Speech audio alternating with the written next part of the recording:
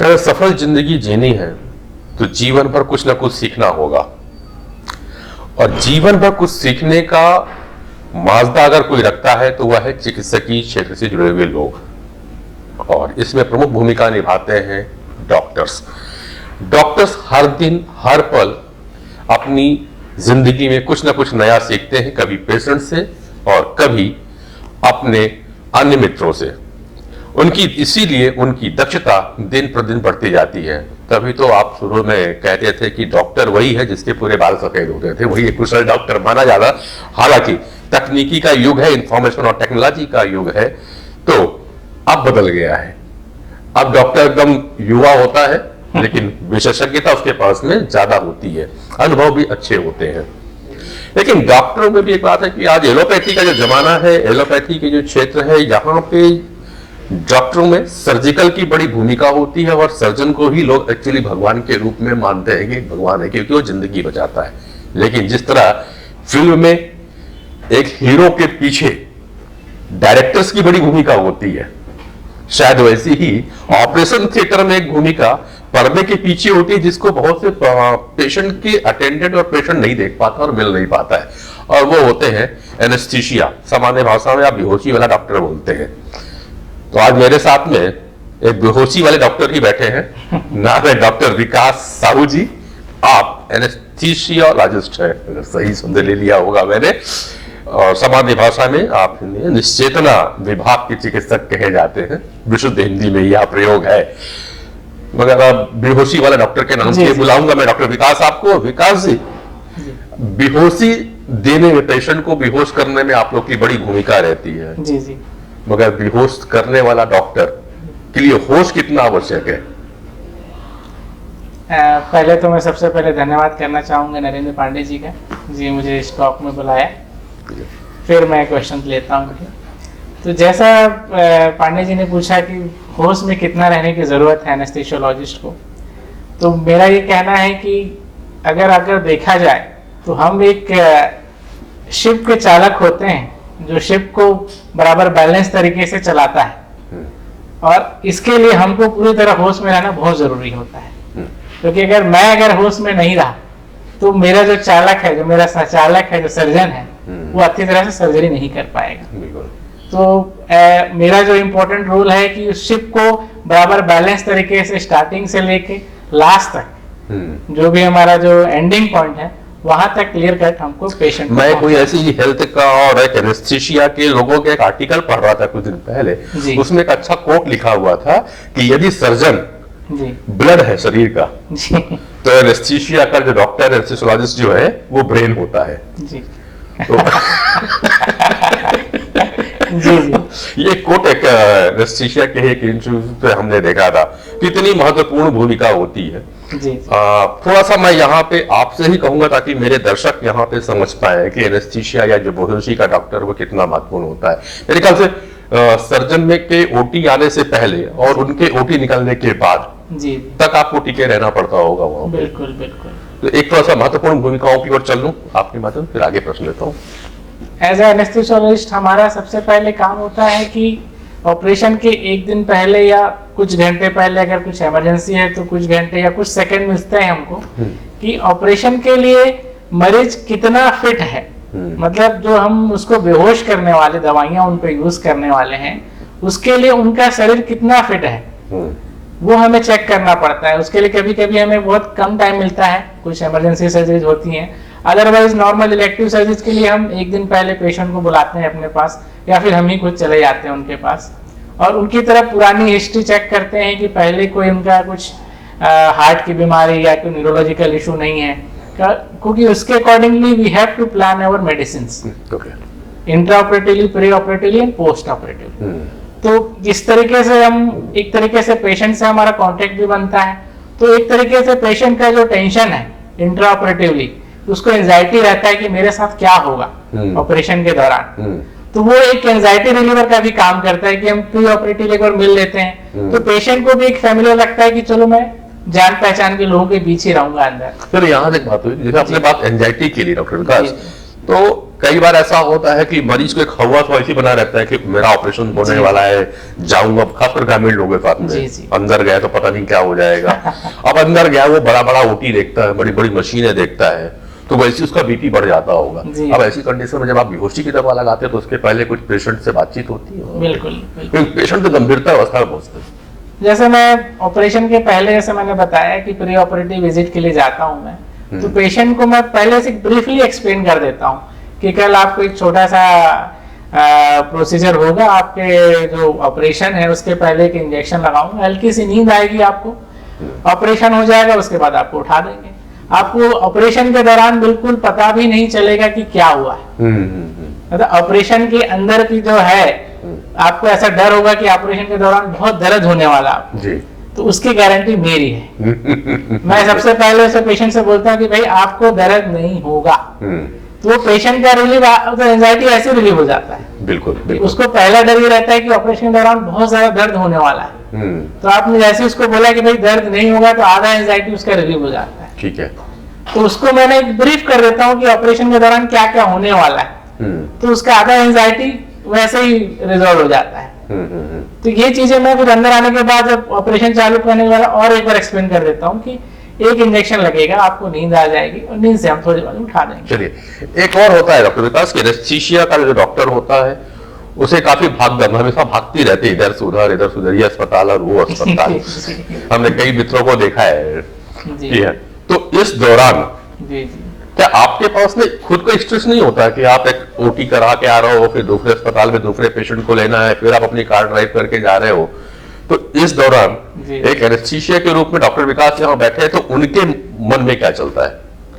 देखिए, सबसे पहले तो इस टाइप की जो स्ट्रेस मैंने अपने जब स्टार्टिंग प्रैक्टिस में मैंने काफी झेला है, मैंने इस टाइप का स्ट्रेस, तो उसके बाद मुझे लगा कि नहीं, जैसे सर बोलते हैं कि हैरी वरी एंड कैरी, ये हमेशा आपको अवॉइड करनी चाहिए। तो मैंने ये पहला किया काम कि अगर मेरे बीच में 2 सर्जरी के बीच में अगर टाइम पीरियड कम पड़ रहा है, तो मैं इन्फॉर्म कर देता हूँ कि भाई मुझे 1 घंटा लेट होगा। अच्छा। या फिर मैं किसी दूसरे एनेस्थेसियोलॉजिस्ट को कॉल करके वहां का केस करने के लिए बोलता हूँ, ताकि मैं स्ट्रेस फ्री होकर ये केस करा सकूं। अगर मैं दूसरा केस पहुंचूंगी तो मैं बिल्कुल स्ट्रेस फ्री होकर पहुंचूं, क्योंकि वहां पे मुझे काम होना बहुत जरूरी है। अदरवाइज वो ऑपरेशन स्टार्टिंग भी फिर स्ट्रेस से चालू होता है, इंट्राऑपरेटिवली भी स्ट्रेस होता है, पोस्ट ऑप में भी गड़बड़ होता है। इसलिए मैं चाहता हूँ कि जितना हो सके मैं रिलैक्स रूम में पहुंचूं और निकलूं ही रिलैक्स फॉर्म में। चलिए, तो लाइव कैंपस में आज आप देख रहे हैं शख्स से शख्सियत डॉक्टर विकास साहू जी हमारे साथ हैं, और वर्तमान में आप रायपुर के रायपुरा में श्री विघ्नेश हॉस्पिटल के संचालक भी हैं, और विशेषज्ञता आपकी, जैसा आपने कह दिया, आप एनेस्थीसियोलॉजिस्ट हैं। तो एक बात और देता हूँ विकास जी, जैसे कि है केसेस और कई बार ऐसे चैलेंजिंग केस भी आते होंगे जिसमें अपने को काफी स्ट्रेस होना, क्योंकि मैंने कई बार सर्जनों से भी ये बातें सुनी है कि कई बार ऐसा लगता है कि हालत खराब हो गया, थके आते हैं, पेशेंट गया, ऐसा भी लगता है। और उस समय ओटी का माहौल भी अजीब होता है। हालांकि ये बात सच है कि आप लोग इतने स्मार्ट होते हैं कि पेशेंट को पता ही नहीं चलता है कि क्या हो रहा है। आपकी पूरी टीम इस मामले में आपको बहुत कोऑपरेट करती है, ऐसा भी हमने कई बार नोट किया है। मगर उस दौरान आप अपने आप को कैसे मैनेज कर पाते हो ड्यूरिंग द ओटी के अंदर में, जब आपको लग रहा है कि यह केस बिगड़ गया, हाथ से निकल रहा है और उसको वापस रिकवर करना होगा? क्योंकि ये रोल यहाँ पे मेरे ख्याल से बहुत बड़ा एनेस्थीसिया का ही होता है। जी। उस टाइम पे जनरली जो कुछ इवेंट्स हुए हैं मेरे साथ भी, तो उस टाइम पे सबसे बड़ा जो मेरा जो हेल्पिंग हैंड रहता है, सर्जन रहता है। तो मैं सबसे पहले सर्जन का सपोर्ट लेता हूँ कि भाई इस टाइप का कंडीशन है, we have to stop the surgery, first we will manage the patient, then will go further. तो उस ऐसे कंडीशन में मुझे एक हेल्पिंग हैंड मिल जाता है जो कि मेरे इक्विवेलेंट डिग्री पे है, और उसको भी इतना ही नॉलेज है, ठीक है एनेस्थीसिया पे नहीं है, but he can manage patient also. तो वहां पे मुझे एक सपोर्टिंग हैंड मिल जाता है, और मैं हमेशा कोशिश करता हूँ कि मेरे और टेक्नीशियंस और 2-4 हैंड ऑलवेज रहे जी, ताकि अगर मैं अगर ब्लॉक हो गया तो सामने वाला मुझे हेल्प कर सके। तो लेकिन अब ऐसा हो गया है कि इतने सालों की प्रैक्टिस के बाद ऐसा स्टक होने या ब्लॉक होने की कंडीशन तो नहीं आई है। अब वो स्ट्रेस पीरियड में आराम से मैनेज हो जाता है। जी, चलो, पुराने में है एक बात, अभी आपने बात कही, और डॉक्टर की जिंदगी जो है वाकई हरी वरी और करी का है। और कहते हैं दूसरे का इलाज करने वाला खुद का इलाज कहीं अपना इलाज नहीं करता। एक कहते हैं, कहावत भी रही है कि जी, जी। एक शिक्षक अच्छा विद्यार्थी नहीं हो सकता बिल्कुल, बिल्कुल। और एक अच्छा चिकित्सक कहीं भी अच्छा मरीज नहीं बन सकता है, वो फॉलो नहीं करता है चीजों जी, को। तो और यही कारण है कि काफी चिकित्सक स्ट्रेसफुल जिंदगी जी रहे हैं। जी जी डॉक्टर विकास, अपने साथ भी कभी ऐसा तो आया होगा, कोई क्षण आते हैं, क्योंकि ये एज जो होती है, जी जी शुरुआती जो समय होता है कैरियर का, जी जी और कैरियर के समय लगता है बहुत कुछ पाने की, बहुत जी जी बिल्कुल क्योंकि अपने को जल्दी से जल्दी नाम भी, क्योंकि खासकर डॉक्टरी की बात करूं तो उम्र का जो महत्वपूर्ण पड़ाव होता है वो तो पढ़ाई में निकल जाता है। 30 साल कैसे गुजर जाते हैं पढ़ते पढ़ते, पता नहीं चलता। जी। अब 30 में आए तब लगता है यार ये चीजें हमको मिलना चाहिए कि अपने पास अब लाइफ कम बची हुई है, तो अपने को पैसा भी चाहिए जी जितना मेहनत की उसके हिसाब से, क्योंकि आपके साथ पढ़े लिखे हुए कि स्टेबल जो हो चुके होते हैं बिल्कुल। 35 की एज में। बिल्कुल। उसके बाद लगता है पैसे भी आए हमारे पास में, जल्दी से घर भी बन जाए, हमारा नाम भी अच्छा हो जाए, ये सारी चीजें रहती हैं, जी। और वो उस समय नहीं मिलता है, तो एक अंदर से स्ट्रेस और आदमी की भाग दौड़, हरी वरी करी तीनों चीज रहती है। इसको कैसे मैनेज किया होगा आपने? देखिए, ऊपर वाले की कृपा से मेरे घर में जो है, मेरी जो 2 बड़ी सिस्टर हैं जी। वो दोनों मेडिकल में हैं। मेरी एक बड़ी सिस्टर रेटिना स्पेशलिस्ट हैं, एक ENT स्पेशलिस्ट हैं। तो इनका बहुत सहयोग रहा जी। लाइफ में। मतलब जब MBBS पीरियड में जब भी स्ट्रेस होता था तो भी मैं इनसे डिस्कस करता था। फिर उसके बाद जब फिर मैं उसमें पहुंचा कि चलो भाई अब स्ट्रेस में खुद मैनेज कर सकता हूँ, अब दीदियों को ज्यादा नहीं परेशान किया। तो उस टाइम पे फिर मेरी वाइफ आ चुकी थी। हाँ। उसके बीच का पीरियड भी था, उस टाइम पे अपने आप को मैनेज करना सीख गया था मैं। उस टाइम पे PG प्रिपरेशन। तो वाइफ भी डॉक्टर है? जी, मेरी वाइफ पैथोलॉजिस्ट है। वेरी गुड, अच्छा है। जी। तो बीच का जो पीरियड था, उस पीरियड पे मैंने अपने आप को मैनेज करना काफी कुछ सीख चुका था मैं। कॉलेज का था, MBBS वो जो स्ट्रेसफुल पीरियड क्लियर हो चुका था, बट PG प्रिपरेशन वाला टाइम आ चुका था। तो उस टाइम पे घर से पैसे लेना, बाहर पे पढ़ाई करना, ये सब बहुत ज्यादा प्रेशर वाले पीरियड पे अपने आप को मैनेज करना, फिर अपने आप को कैसे स्टेबल रखना और पढ़ाई भी करना, ये धीरे धीरे फिर मैं अपने आप ही सीखा। कुछ बुक्स का सहारा लिया, कुछ मोटिवेशनल वीडियोस देखता था मैं जब भी डिप्रेशन आता था। तो ऐसा करते करते धीरे धीरे बहुत सारे कुछ लाइंस, कुछ वीडियोस, वो मुझे अपने आप को मोटिवेट करता रहता था। ठीक है। और धीरे धीरे जैसे सक्सेस मिलता गया, कॉन्फिडेंस बढ़ता गया, तो ये सब फिर चीजें, एंजाइटी और स्ट्रेस वगैरह कम हो गया। चलिए इस तरह चलूंगा। अगर मैं इसी बात करूँ, जब आपने एक चर्चा की कि डिप्रेशन आपको भी आया था। जी जी बिल्कुल। और उस उम्र में बहुत से लोगों को डिप्रेशन आता है, और डिप्रेशन में वो कई बार गलत कदम भी उठा लेते हैं। तो मैं एक एज ए डॉक्टर एक, दूसरा उसके बाद में आप बेहोशी वाले डॉक्टर दूसरा, और तीसरा डिप्रेशन से ग्रसित आप भी कुछ समय के लिए हुए। संदेश युवाओं को जो डिप्रेशन नहीं झेल पाते हैं, कई बार ऐसा होता है, थोड़ा सा मेरा तो एक ही संदेश रहेगा कि आप अपनी लाइफ स्टाइल में मेडिटेशन, एक्सरसाइज, 2 चीज जो मेरे लाइफ में मैंने जो यू टर्न किया, मैंने उसका क्रेडिट मेडिटेशन एंड एक्सरसाइज 2 चीज को दूंगा।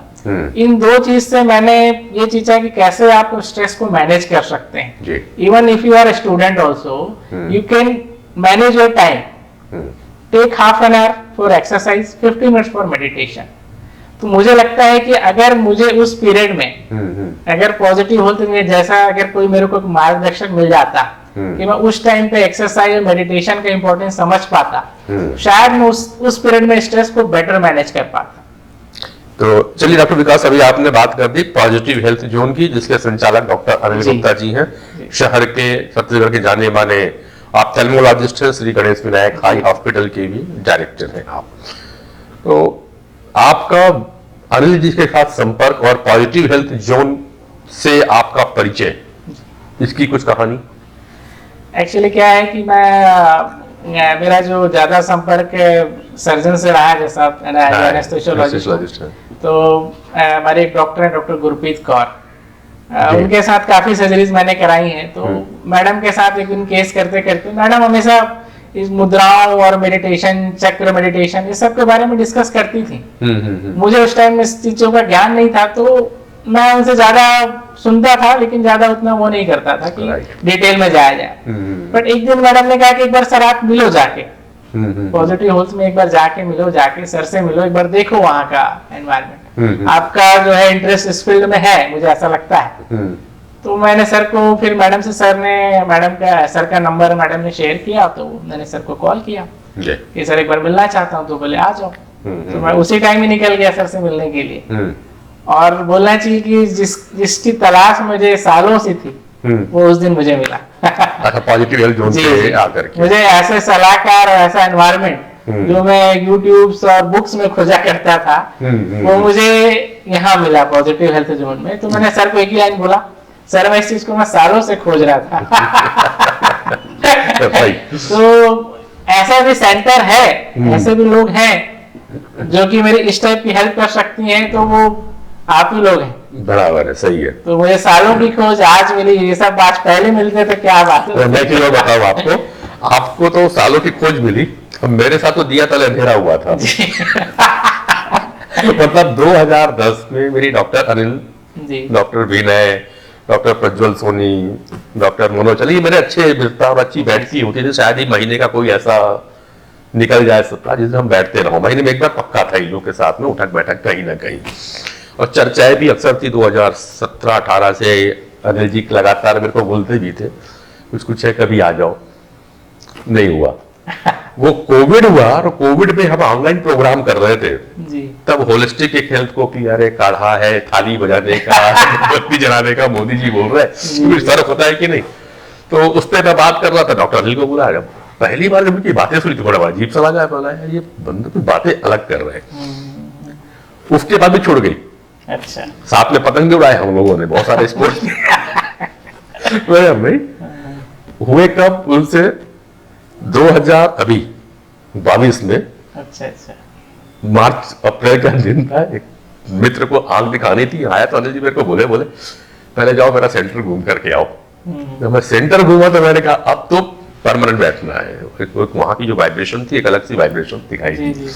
तो आप खुशकिस्मत, मैं बोलूंगा कि आपको जहां जरूरत थी आप पहले पहुंचे, और मैं एक ऐसा बंदा जो कंटिन्यू वहां साथ में रहते थे, रोज बैठक बैठक, लेकिन पहचानने में देरी हुई। पॉजिटिव हेल्थ और डॉक्टर अनिल के जो कोर्सेस है आपने उनको किया जी जी, तो थोड़ा सा मैं उनको भी चाहूंगा ताकि दर्शकों को उससे भी लगे कि शायद आज अनिल जी की जो क्लासेस है अब वो 7 समुंदर पार के रवाना हो चुकी है। अमेरिका में भी उन्होंने प्रोग्राम देकर के आया है और अमेरिका में भी सेंटर खोल रहे हैं, और आने वाले शायद मार्च के महीने में यूएसए के कुछ डेलीगेशन यहाँ पे इस चीज को सीखने आ रहे हैं। ये एक बहुत बड़ी उपलब्धि है। हाँ, मेरे ख्याल से अभी 1 मार्च को ही करीब 15 से 20 लोग from USA they are coming for learning something about the chakra vigyan, NLP and PNP के कोर्सेज के लिए। तो एक इश्यू है, तो थोड़ा सा मैं चाहूंगा कि अगर इसके बारे में विस्तृत जानकारी अपन चर्चा कर ले तो अच्छा रहेगा, ताकि और लोगों को लाभ पहुंचे। जिसका लाभ विदेशों को मिलना है तो उसका लाभ अपने छत्तीसगढ़ के लोगों को और रायपुर के लोगों को मिले तो अच्छा है। मैं जब सर से मिला तो सर ने सबसे पहले बोला कि देखो भाई, ऐसा है कि पहले अपन आपका टेस्ट करेंगे जी। जीडी स्कैन और वेदा पल्स किया सर ने। तो सर ने बोला कि पहले टेस्ट करो, फिर मैं इसके बारे में बताऊंगा आपको। तो मैंने टेस्ट किया, फिर उसके बाद सर को दिखाया, तो मेरे चक्र वाले के बारे में मैंने बताया कि सर ने तुम्हारी ये चक्र बैलेंस नहीं है, तो इसके accordingly will plan your treatment. Right. तो ट्रीटमेंट सुन के मुझे समझ आया कि ट्रीटमेंट क्या है सर। तो बोले आयुर्वेदा थेरेपी रहती है और इसके साथ आपको मेडिटेशन देना है, चक्र मेडिटेशन। और फिर उन्हें एक पेन ड्राइव दिया, उसमें एनएलपी और साइकोन्यूरोबिक्स का कोर्स है 30 दिन का। तो आपको मैं यहाँ बता दूं कि डॉक्टर अनिल गुप्ता की जिस पेन ड्राइव की बात कर रहे हैं उसमें डॉक्टर अनिल गुप्ता के 3 कोर्सेज हैं। साइकोन्यूरोबिक पे है, एनएलपी है, यानी इनलाइटिंग योर लाइफ का एक है, दूसरा उसमें मेरे ख्याल से रीराइट योर स्टोरी है, जिसमें आप अपने जीवन को पुनः नए ढंग से लिख सकते हैं, परिवर्तन कर सकते हैं।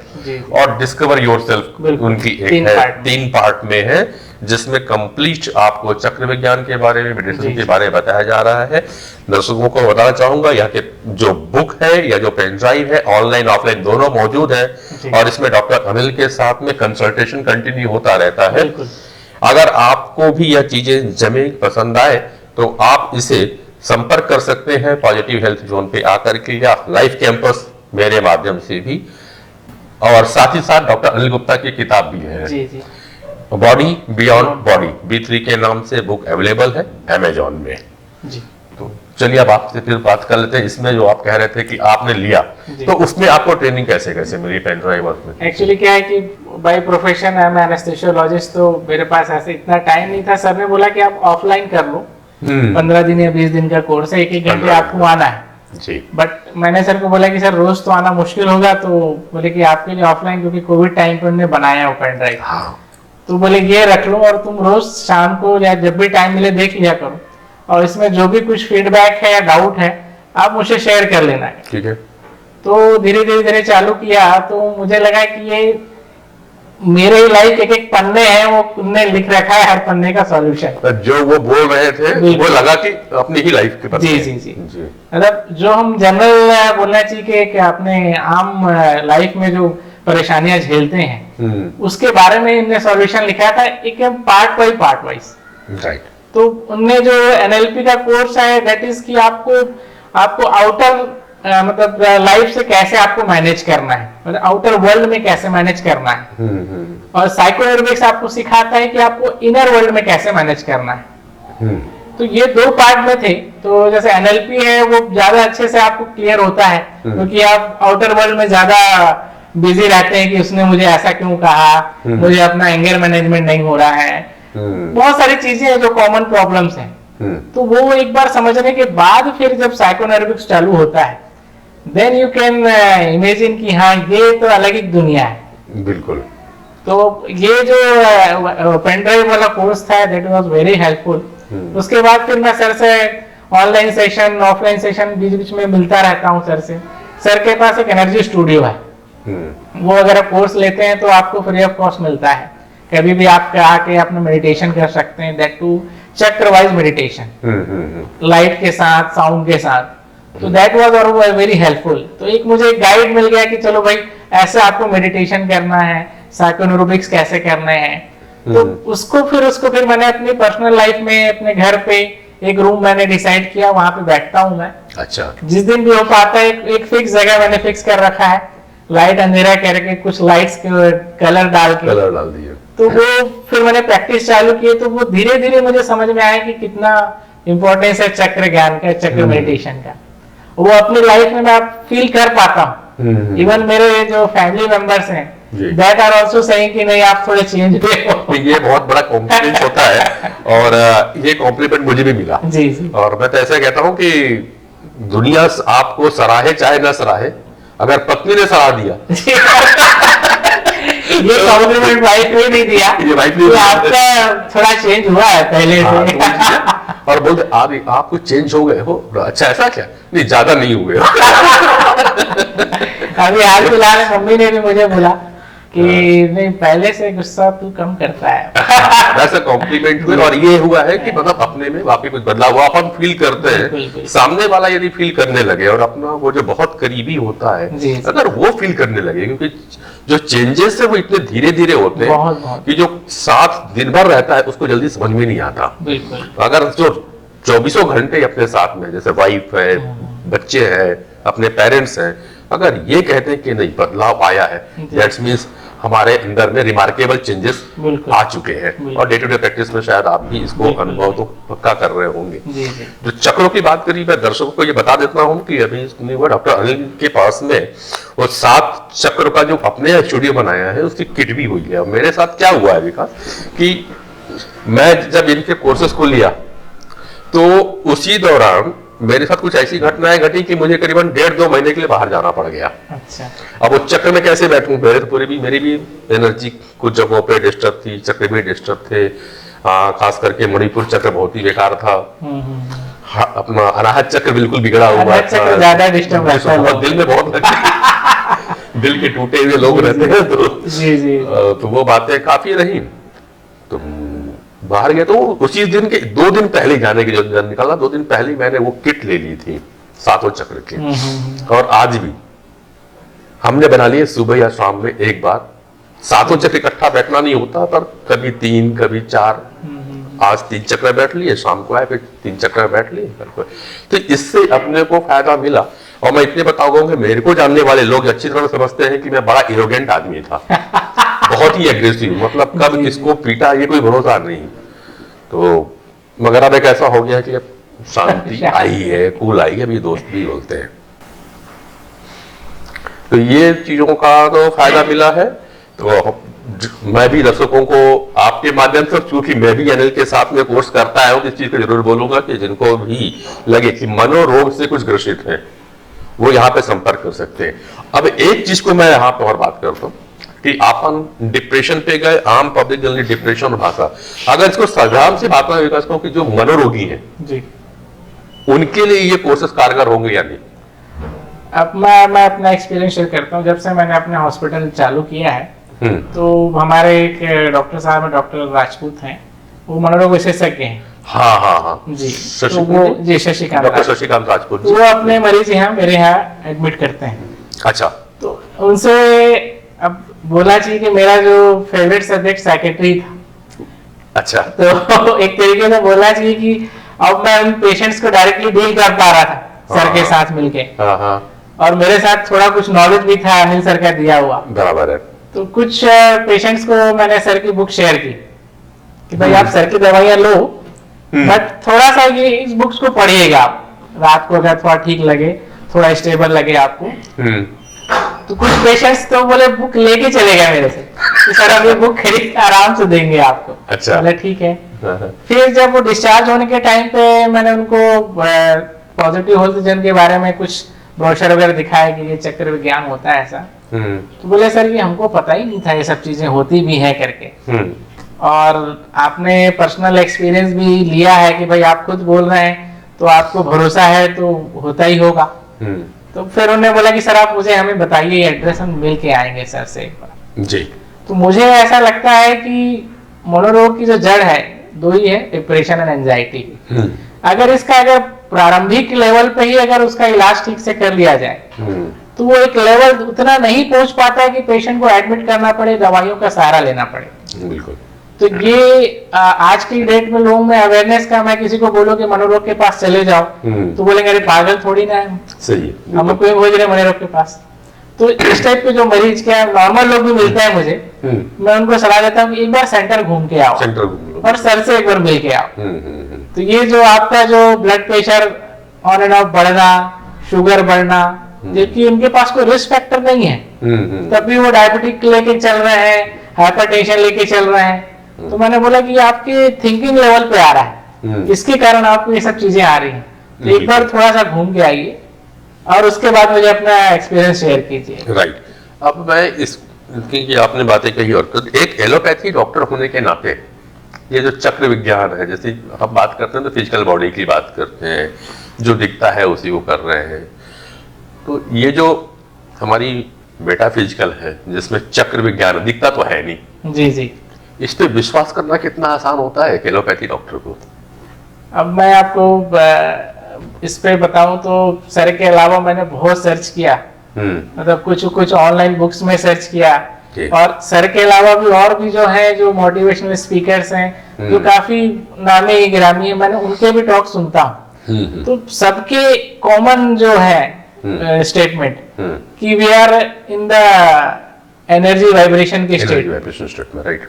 और जब सर जो बोलते हैं उसके बाद सेम कोई कॉन्सेप्ट दूसरा भी बता रहा है। आप चले जाइए चाइनीज जो है, अमेरिकन स्पीकर जो हैं, उनके जो स्पिरिचुअल स्पीकर्स हैं, सब में सेम कॉमन टॉक, एनर्जी का कोई ची की बात करता है, कोई आप बुक्स में जाइए, ऑनलाइन कई सारी बुक्स पढ़िए, आप उन पे पढ़िए, सब सेम थॉट ही लिखा हुआ है। तो जब सभी लोग जो एक्सपेरिमेंटल बोलना चाहिए, उनके जो भी एक्सपीरियंस है वो अगर शेयर कर रहे हैं तो मेरे ख्याल से लगता है कि उससे बड़ा कोई आपको प्रमाण लेने की जरूरत नहीं है। बिल्कुल। और अब मैं उस चीज को फील भी कर पा रहा हूँ। सर के साथ जब मैं जुड़ा तो मुझे ये सब उतना नहीं लग रहा था कि ये शायद होता है कि नहीं, लेकिन जब जैसे चक्र विज्ञान और ये सब चीजों को मैं फील करता हूँ, रात को सोने से पहले न्यूरोबिक स्पा लेता हूँ अपने लेट के या फिर बैठ के जो भी, तो वो चक्र में आजकल फील कर पाता हूँ। अच्छा। ये मेरे सर्कुलेट हो रही हैं, कुछ एनर्जी बॉडी में आ रही है। सुबह सुबह एक्सरसाइज करने के बाद मैं करता हूँ एरोबिक स्पा, तो वो एनर्जी मुझे कम से कम 8 घंटे क्या कभी कभी 12 घंटे तक एनर्जाइज रखती है, जो कि मैं पहले फील नहीं कर पाता था। तो उससे मेरा फेथ और बढ़ा है। ये सब चीजें हैं और काम करती हैं, तो तभी मैं कॉन्फिडेंटली अपने पेशेंट्स को, अपने फ्रेंड्स को ये चीज शेयर कर पाता हूँ। लोग फेथ करते भी हैं। चलिए, मैं अगर इस बात को लूं कि जो पेशेंट है, कई बार काउंसलिंग से ही आपसे पेशेंट तैयार होता है, और कहा जाता है कि पुराना तो मानते हैं, अब तो थोड़ा सा चेंज हुआ है क्योंकि सब चीजें कॉमर्शलाइज हो गई हैं और उपभोक्तावादी हो चुकी है, कंज्यूमर ज्यादा है, और डॉक्टर भी अब पेशा को कहा जाए तो कंज्यूमर के रूप में हो चुका है, क्योंकि अब पेशेंट कस्टमर हो जाता है, पूरा चेंज हुआ है। नहीं तो पहले का जमाना ये था डॉक्टर विकास, आप भी जब बचपन में थे, कि हम दवाइयों से कम डॉक्टर के नाम से ज्यादा ठीक होते बिल्कुल थे। बिल्कुल। डॉक्टर अगर हाथ पकड़ लेता था तो आधी बीमारी ठीक हो जाती थी। जी। कि नहीं है, तो क्या समय फिर आ रहा है, मैं जैसे कि यंग डॉक्टर से पूछ रहा हूँ, जिससे डॉक्टर अनिल ये काम कर रहे हैं, कि यदि दोनों पैथी को, जिसमें करो वैदिक पद्धति है, वैदिक सिद्धांत है, एनर्जी पॉइंट है, एनर्जी विज्ञान को और मॉडर्न विज्ञान को अगर मिलाकर के काम किया जाए, तो क्या भारत का चिकित्सा क्षेत्र वापस आएगा जो स्वर्णिम युग कहा जाता था? इस मामले में एक यंग डॉक्टर से बात करें। नहीं, मेरा बिल्कुल पूरा विश्वास है। मेरा ये सोचना है कि अगर हम पेशेंट को प्रॉपरली काउंसलिंग करें, चीजों को अच्छी तरीके से समझाएं कि इसका ड्रॉबैक ये है, आपका जो प्रॉब्लम ये है, आपको ये सॉल्यूशन लेना चाहिए, तो अगर आप बोलना चाहिए, अगर सही तरीके से एक्सप्लेनेशन की कमी है, ये चीजें मैं मानता हूँ कि डॉक्टर्स के पास टाइम की कमी रहती है। बराबर। पेशेंट चाहता है कि पेशेंट अपना पूरी बात डॉक्टर से बात कर सके, उसको पूरा टाइम मिले, और डॉक्टर भी उससे बात करे, पूरे डिटेल में बात करे। तो ये चीजें हम कहीं ना कहीं लैक कर रहे हैं। हाँ, ये आप एक महत्वपूर्ण बात करी, जो कि डॉक्टर और पेशेंट रिलेशन में महत्वपूर्ण हो रही है, कि पेशेंट की कंप्लेन ये होती है कि डॉक्टर मुझे पूरा समय नहीं दे रहा है, और डॉक्टर कहता है कि मेरे पास समय नहीं है। बिल्कुल। अब डॉक्टर विकास, जब आपने ये साइंसेस सीखी, डॉक्टर अनिल के साथ मिलकर के पीएनपी, एनएलपी और चक्र विज्ञान को सीखा, क्या ऐसा लगता है कि कम समय में हम अपनी बात को कन्विंस करवा सकते हैं, ज्यादा बता सकते हैं पेशेंट को? क्योंकि आप उतना समय तो पेशेंट को 1 घंटा नहीं दे सकते हैं। पेशेंट ज्यादा समय नहीं चाहता है, एक्चुअली पेशेंट का अटेंडेंट चाहता है कि मैं संतुष्ट हो जाऊं जी। और शायद डॉक्टर इस मामले में उसको काउंसलिंग करने में या संतुष्ट उत्तर देने में पीछे हो जाते हैं भागदौड़ में। ये साइंसेस आपको हेल्प कर पाई है क्या? बिल्कुल। अब जैसे कि अब होता क्या है कि मैं मॉर्निंग में अपना जो मेडिटेशन एक्सरसाइज करने के बाद जो एनर्जी जो मैं फील कर पाता हूँ, जब मैं ओपीडी में बैठता हूँ, पेशेंट से बात करता हूँ, पेशेंट का एनेस्थीसिया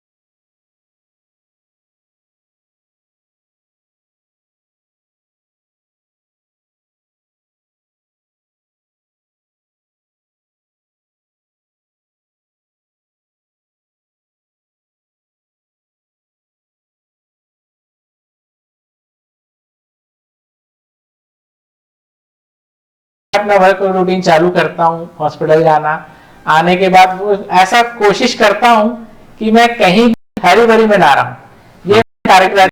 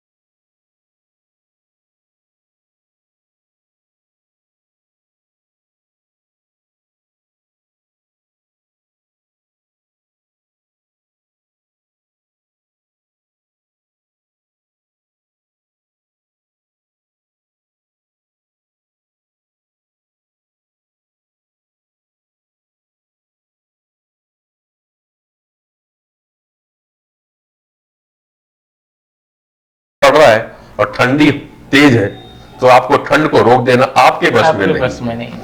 आपको ही अपने गर्म कपड़े निकालने पड़ेंगे, स्वेटर और कोट आपको पहनना पड़ेगा।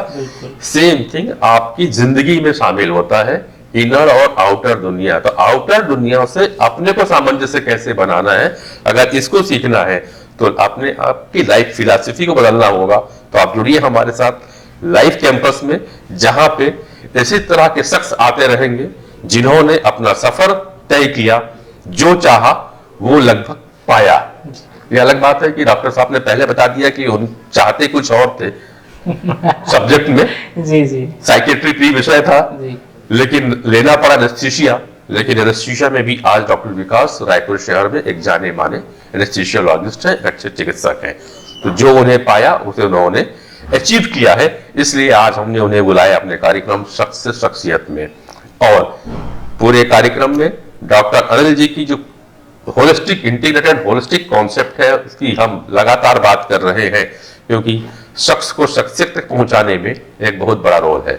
तो इधर उधर ना भटकिए, फालतू के ज्ञानों की ओर मत जाइए और ना ही एक्स्ट्रा ज्ञान लेने की कोशिश करिए। कोई भी प्रश्न, कोई भी शंका है तो जिस तरह से डॉक्टर विकास जी ने भी को कहा कि उन्हें एक जो चाहा था वो व्यक्ति मिला, तो मैं भी कहता हूं कि मुझे भी मिला। आपकी भी कुछ जिज्ञासा है तो आप ही चले आइए पॉजिटिव हेल्थ में डॉक्टर अनिल गुप्ता जी के साथ में। और यदि नहीं हो सकते हैं तो ऑनलाइन भी डॉक्टर साहब उपलब्ध रहते हैं। आप अगर उनके रेगुलर क्लासेस अटेंड नहीं करते, जैसा कि डॉक्टर विकास ने कहा कि उनकी कुछ ऑनलाइन कोर्सेज उपलब्ध है, मैंने आपको रेट बता दिया है, बाकी डिस्क्रिप्शन बॉक्स में दे दिया जाएगा कोर्स का डिटेल, आप उसे भी ऑनलाइन मंगवा सकते हैं। और मेरा रिक्वेस्ट होगा और डॉक्टर विकास की तरफ से कि एक बार पॉजिटिव हेल्थ जोन को विजिट जरूर करना चाहिए, ताकि नया कॉन्सेप्ट है उसे आप समझे। तो चलते, अगर आप कुछ संदेश देना चाहें डॉक्टर विकास तो। मेरा एक ही संदेश रहेगा कि ये सर ने जो स्टार्ट किया है, it's a very unique concept, कि आज की डेट में अगर आपको होलिस्टिक अप्रोच हर की जगह रखना पड़ेगा, अगर आपको चाहिए कि आप एक मटेरियलिस्टिक वर्ल्ड में एक स्पिरिचुअल लाइफ स्टाइल भी एंजॉय करना चाहते हैं, एक स्टेबल लाइफ चाहते हैं ताकि गृहस्थ जीवन को भी एंजॉय कर सकें और एक स्टेबिलिटी भी मेंटेन कर सकें, तो उसके लिए आपको एक होलिस्टिक अप्रोच लेना पड़ेगा, जिसके लिए आपको पॉजिटिव हेल्थ आना पड़ेगा। दर्शकों, अभी एक प्रोग्राम हमारा रायपुर के ही आदर्श नर्सिंग कॉलेज में होने वाला है, जहां डॉक्टर अनिल कुछ लाइव डिमॉन्स्ट्रेशन भी देंगे। आप इच्छुक हैं तो आदर्श नर्सिंग कॉलेज की ओर आ सकते हैं, आप संपर्क कर सकते हैं हमारी टीम के साथ में। और एक तारीख और नोट कर लीजिए, 10 तारीख को हम मैथ्स यूनिवर्सिटी पंडरी में डॉक्टर अनिल के साथ कार्यक्रम करने वाले हैं, जहां पे एनर्जी बॉडी को, एनर्जी के विज्ञान को, वैदिक विज्ञान को, चक्र विज्ञान को और होलिस्टिक कॉन्सेप्ट को प्रैक्टिकली डिमॉन्स्ट्रेट करके दिखाया जाएगा, समझाया जाएगा। और छात्रों के लिए, खास करके स्कूल और कॉलेज गोइंग छात्रों के लिए यह विज्ञान, यह साइंस कितना उपयोगी है, इस पर पूरा प्रकाश डाला जाएगा। तो ज्वाइन करिए हमारे साथ लाइव कैंपस में। नमस्कार।